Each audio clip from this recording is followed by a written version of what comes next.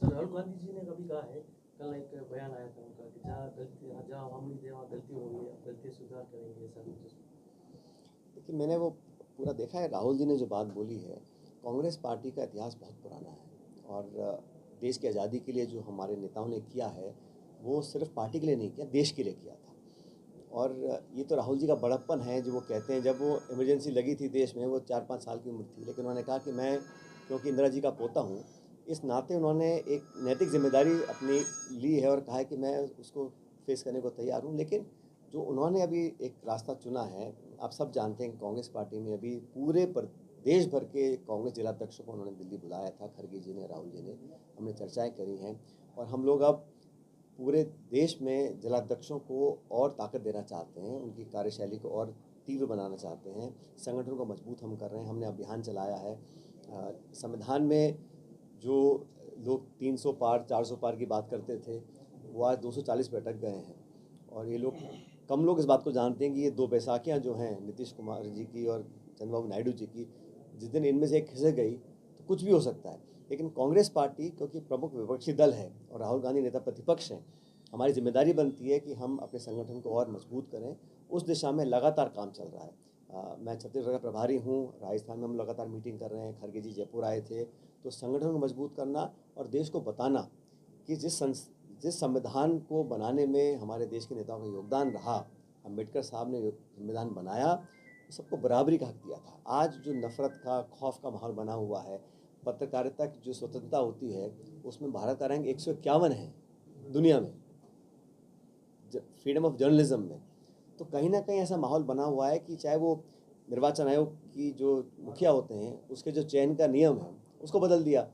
3 लोग चयन करते थे चीफ इलेक्शन कमिश्नर का, prime minister, leader of opposition और चीफ जस्टिस ऑफ इंडिया, 3 लोग करते थे। अब अचानक चीफ जस्टिस को हटा दिया, मंत्री डाल दिया। तो मंत्री, प्रधानमंत्री और एलओपी 2-1 का बहुमत है, आप किसी मर्जी को बना लीजिएगा, क्या ज़रूरत थी करने की। तो संवैधानिक संस्थाओं को, चाहे वो सीएजी है, सीवीसी है, हमेशा कमज़ोर कर रही है सरकार लगातार। और जो एजेंसीज भारत सरकार की हैं उनका एक ही काम है कि राजनीतिक प्रतिद्वंदियों को, राजनीतिक विरोधियों को आप आरोपी बनाओ। सुप्रीम कोर्ट ने कहा कि इन्फोर्समेंट डायरेक्टरेट की जो कन्विक्शन रेट है वो 1% है। आप 100 पे छापा डालते हो, केस करते हो, 1 को आप जेल करा पाते हो। तो ये सिर्फ और सिर्फ बदनाम करने के लिए ईडी सीबीआई का यूज़ कर रही है पूरी केंद्र की सरकार।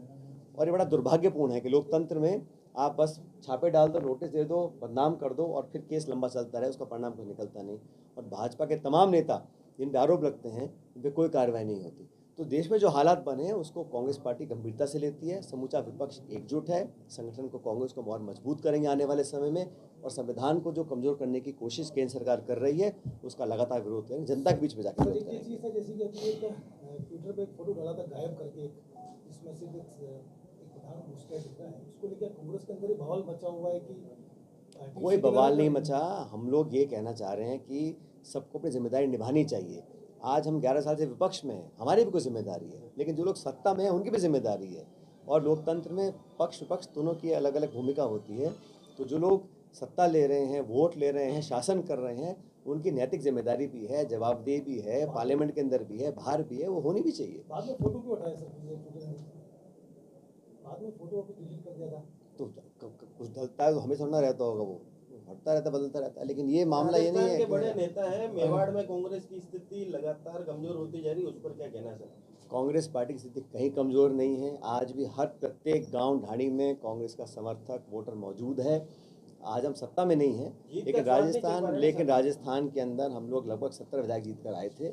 हमारा अच्छा परफॉर्मेंस रहा। सरकार नहीं बना पाए, अलग बात है, यहाँ पे हर 5 साल में सरकार बदलती है, लेकिन संगठन हमारा मजबूत है और मजबूती के लिए हम काम कर रहे हैं। हमारे जो प्रदेश के नेता हैं सब एकजुटता से काम कर रहे हैं। प्रशिक्षण हो रहा है, ट्रेनिंग हो रही है, आउटरीच प्रोग्राम हो रहा है, मंडल, ब्लॉक, बूथ तक हम कमेटियां बना रहे हैं, नेता दौरा कर रहे हैं, हम सब घूम रहे हैं। और उदयपुर संभाग और वागड़ में विशेष ध्यान कांग्रेस पार्टी का आने वाले समय रहेगा। मैंने खबर देखी है वो। अगर ये जांच हो रही है, अगर ये सही पाया गया तो बहुत दुर्भाग्यपूर्ण है। लेकिन जो हुआ वो ठीक नहीं हुआ। इस प्रकार की घटना शायद राजस्थान में पहली बार हुई है। और हम सबको सोचना पड़ेगा कि किस प्रकार की राजनीति हम प्रदेश में चाहते हैं, और लोगों को सोचना पड़ेगा कि किस प्रकार के नेताओं को हम चुनकर भेजते हैं। लोकसभा चुनाव में सर पार्टी को कांग्रेस ने समर्थन दिया था, ये तो हमारा अलायंस है भाई, लेकिन प्रत्येक नेता, कार्यकर्ता, विधायक, सांसद क्या करता है, इसकी जिम्मेदारी अलायंस की तो नहीं है। ये तो उन लोगों की है जो लोग पार्टी को चलाते हैं। अब जांच होगी, जो निकल कर आएगा सामने आएगा, लेकिन अब तक जो मैंने देखा है, जो मैंने मीडिया के माध्यम से मुझे पता पड़ा है, जो घटनाक्रम हुआ बड़ा दुर्भाग्यपूर्ण। सर, कांग्रेस के नेता का भी नाम आ रहा है सर उसमें।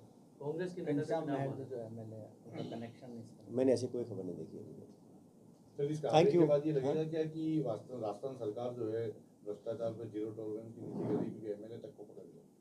नहीं तो भाजपा सरकार 1.5 साल से यहाँ राजस्थान में राज कर रही है।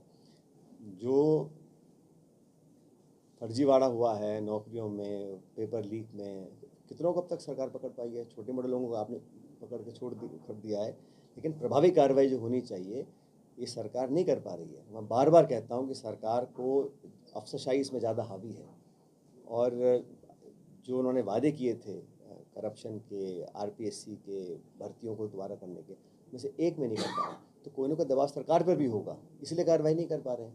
ये तो कौन रोक रहा था? बेनीवाल जी कहना कि क्षेत्रीय दलों को खत्म करने का प्रयास कर रही है। अब बीजेपी जो करती है आप सब जानते हो।